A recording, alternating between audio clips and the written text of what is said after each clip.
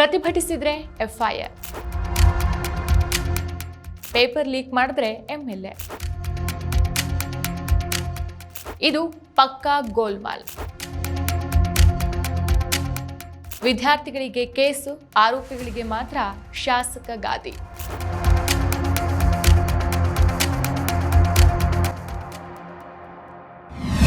ನಮಸ್ಕಾರ, ಈ ದಿನಕ್ಕೆ ಸ್ವಾಗತ. ನಾನು GM ಪವಿತ್ರ. ಯುವ ಜನರ ಹೋರಾಟ ಈಗ ಒಂದು ಹಂತವನ್ನ ತಲುಪಿದೆ. ಅದು ಮೊದಲಿಗೆ ಧರ್ಮೇಂದ್ರ ಪ್ರಧಾನ್ ರಾಜೀನಾಮೆನ ಪಡೆಯಿತು. ಆದರೆ ಜೆನ್ಜಿಗಳು ಹೇಳೋ ಹಾಗೆ ನಾವು ಈ ಹೋರಾಟವನ್ನ ಇಲ್ಲಿಗೆ ನಿಲ್ಲಿಸೋದಿಲ್ಲ ಅಂತ. ಮೊದಲು ಒಂದಷ್ಟು ಮಾತುಕತೆ ಆಯಿತು, ಆಮೇಲೆ ಸರ್ಕಾರ ರಾಜಿ ಮಾಡ್ಕೊಳ್ಳೋಕೆ ಮುಂದೆ ಬಂತು, ಪ್ರತಿಭಟನಾಕಾರರ ಅಹವಾಲಿನಂತೆ ಪ್ರಧಾನ್ ತಲೆದಂಡ ಕೂಡ ಆಯಿತು ಅಂತ ಅಂದ್ಕೊಳ್ಳುವಷ್ಟರಲ್ಲಿ ಮತ್ತೆ ಅದೇ ಹಳೆಯ ತಂತ್ರವನ್ನ ಸರ್ಕಾರ ಶುರು ಮಾಡಿದೆ. ಪ್ರತಿಭಟಿಸುವ ಧ್ವನಿಗಳನ್ನು ಅಡಗಿಸೋದು, ಧ್ವನಿ ಎತ್ತಿದವರ ಮೇಲೆ ಅಪವಾದ ಹಾಕಿ ಅವರ ತೇಜೋವಧೆ ಮಾಡೋದು, ಆಮೇಲೆ ಅಧಿಕಾರ ಬಳಸಿಕೊಂಡು ಕಾನೂನಿನ ಹಿಡಿತವನ್ನ ಬಿಗಿಗೊಳಿಸೋದು.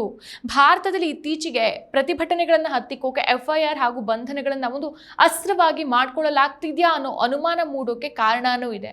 ಕಳೆದ ಕೆಲ ದಿನಗಳ ಘಟನೆಗಳನ್ನ ನೋಡಿದ್ರೆ ಜುಲೈ 20 ದೆಹಲಿ ಸಂಘರ್ಷದಿಂದ ಹಿಡಿದು ಜುಲೈ 25 ಬಿಹಾರ್ ಬಂದ್ವರೆಗೆ ಪ್ರತಿಭಟನೆಗಳು ಹೆಚ್ಚಾದಂತೆಲ್ಲ ಪೊಲೀಸ್ ಕ್ರಮಗಳು ತೀವ್ರಗೊಂಡವು.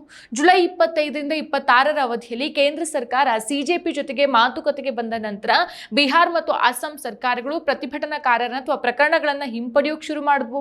ಆದ್ರೆ ಉಳಿದ ರಾಜ್ಯಗಳಲ್ಲಿ ನಿಜವಾಗ್ಲೂ ಏನಾಗ್ತಾ ಇದೆ? ದೆಹಲಿ ಪೊಲೀಸರು ಸಂಸತ್ ಚಲೋ ಮೆರವಣಿಗೆ ಮೇಲೆ ನಡೆಸಿದಂತಹ ಲಾಠಿ ಚಾರ್ಜ್ ಮತ್ತು ಅಶ್ರುವಾಯು ದಾಳಿಯನ್ನ ಸಮರ್ಥಿಸಿಕೊಳ್ಳೋಕೆ ಸರ್ಕಾರಕ್ಕೆ ಒಂದು ವರದಿಯನ್ನ ಸಲ್ಲಿಸಿದ್ದಾರೆ. ಅದರ ಪ್ರಕಾರ CCTVಯಲ್ಲಿ ಗುರುತಿಸಲಾದ 2873 ಜನರಲ್ಲಿ ಸುಮಾರು 1000ಕ್ಕೂ ಹೆಚ್ಚು ಜನ ಕ್ರಿಮಿನಲ್ ಹಿನ್ನೆಲೆ ಉಳ್ಳವರಂತೆ.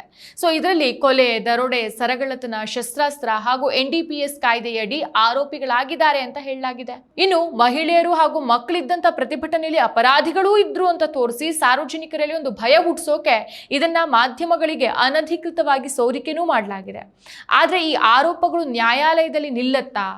ಇಂಡಿಯನ್ ಎಕ್ಸ್‌ಪ್ರೆಸ್ನ ತನಿಖಾ ವರದಿಗಳ ಪ್ರಕಾರ ಪ್ರತಿಭಟನೆ ನಡೆದ ತಕ್ಷಣ ಹೀಗೆ ಆಘಾತಕಾರಿ ಅಪರಾಧ ದತ್ತಾಂಶಗಳನ್ನು ಬಿಡುಗಡೆ ಮಾಡೋದು, ಆಮೇಲೆ ಕೋರ್ಟ್ ಕೇಸ್ನಲ್ಲಿ ಸಾಕ್ಷ್ಯಾಧಾರಗಳಿಲ್ಲದೇನೆ ಪ್ರಕರಣ ಸೋಲೋದು ಮತ್ತು ನಿಧಾನವಾಗಿ ಪ್ರಕರಣವನ್ನು ಹಿಂಪಡೆಯೋದು ಸರ್ಕಾರದ ಒಂದು ಸಾಮಾನ್ಯ ತಂತ್ರವಾಗಿದೆ.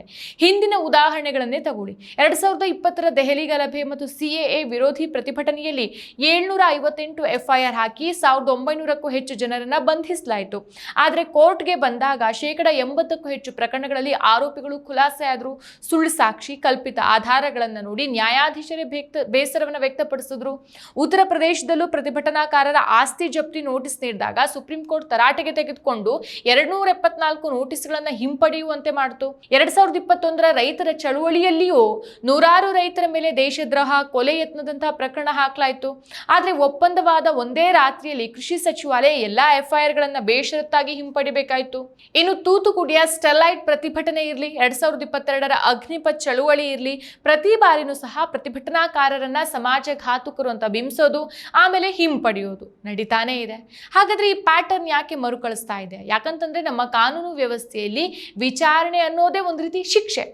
ಶಸ್ತ್ರಾಸ್ತ್ರ ಕಾಯ್ದೆ, NDPS ನಂತ ಗಂಭೀರ ಆರೋಪಗಳನ್ನು ಹೊರಿಸಿ ಜಾಮೀನು ಸಿಗದಂತೆ ಮಾಡೋದು, ಸಾರ್ವಜನಿಕರಲ್ಲಿ ಪ್ರತಿಭಟನಾಕಾರರ ಬಗ್ಗೆ ಕೆಟ್ಟ ಅಭಿಪ್ರಾಯ ಮೂಡಿಸೋದು ಮತ್ತು ವಿಚಾರಣೆಯ ನೆಪದಲ್ಲೇ ಅವರನ್ನ ತಿಂಗಳುಗಟ್ಟಲೆ ಜೈಲಲ್ಲಿ ಇಡೋದು ಅಧಿಕಾರಿಗಳ ತಕ್ಷಣದ ಗುರಿಯಾಗಿರುತ್ತೆ. 100% ಶುದ್ಧ ಶ್ರೀಗಂಧ ಎಣ್ಣೆಯಿಂದ ತಯಾರಾಗಿದೆ. ಅಸಲಿ ಉತ್ತಮಿಕೆಯನ್ನು ಹೊಂದಿದೆ.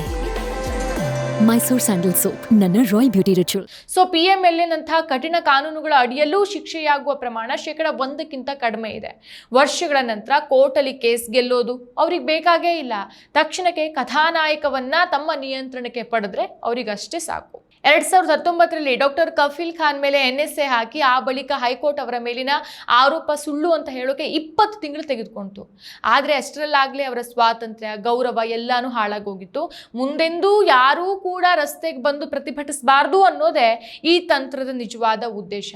ಆದರೆ ಈ ಬಾರಿ ಸುಪ್ರೀಂ ಕೋರ್ಟ್ ಸ್ಟ್ರಾಂಗ್ ಆಗಿ ಮಧ್ಯಪ್ರವೇಶಿಸಿದಂತೆ ಕಾಣಿಸ್ತಾ ಇದೆ.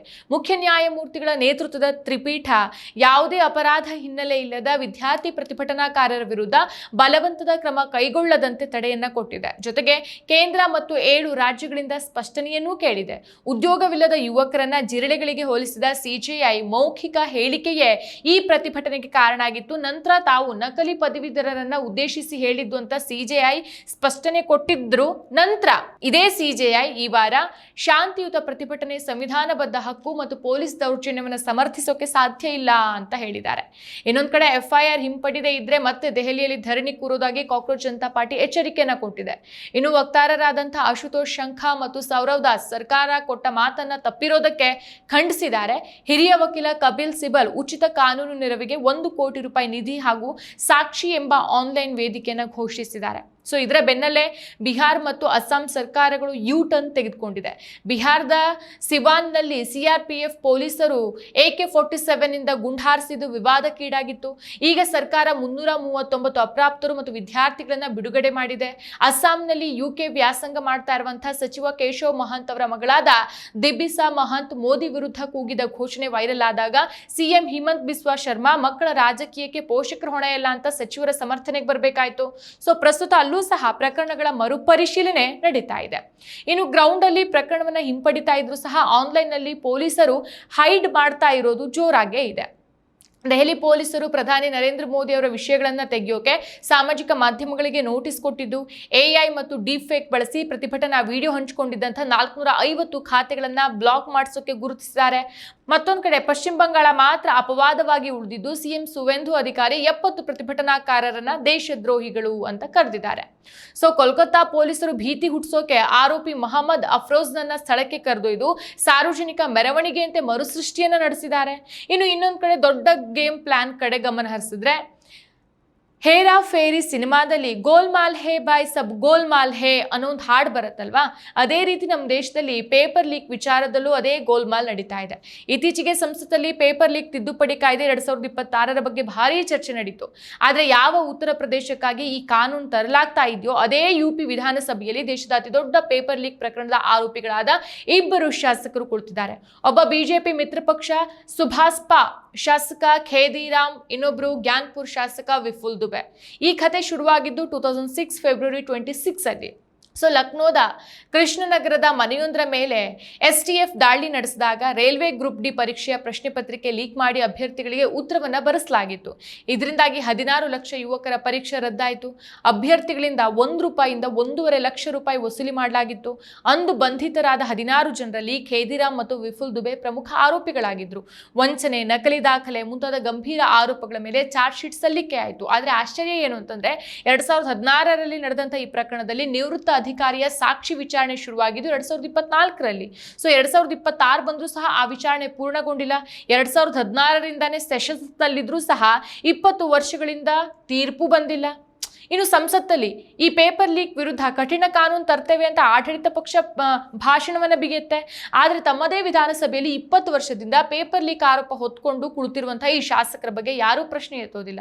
ಖೇದಿರಾಮ್ ತಮ್ಮ ಮೇಲಿನ ಆರೋಪಕ್ಕೆ ನಾನು ದಲಿತ ಅನ್ನೋ ಕಾರಣನ ಬಳಸ್ತಿದ್ದಾರೆ. ಇನ್ನು ನಿಯಮಗಳ ಪ್ರಕಾರ 2 ವರ್ಷಕ್ಕಿಂತ ಹೆಚ್ಚು ಶಿಕ್ಷೆಯಾದ್ರೆ ಶಾಸಕ ಸ್ಥಾನ ರದ್ದಾಗತ್ತೆ. ಆದರೆ ವಿಚಾರಣೆನೇ ಮುಗಿದೇ ಇದ್ರೆ ಏನ್ ಮಾಡೋದು? 2026ರಲ್ಲಿ ಲಕ್ಷಾಂತರ ಯುವಕರ ಭವಿಷ್ಯ ಹಾಳಾಯಿತು. ಆದರೆ ಅಂದಿನ ಪ್ರಮುಖ ಆರೋಪಿಗಳು ಇಂದು ಶಾಸಕರಾಗಿ ಕಾಯ್ದೆ ರೂಪಿಸುವ ಸಭೆಯಲ್ಲಿ ಕೂತಿದ್ದಾರೆ.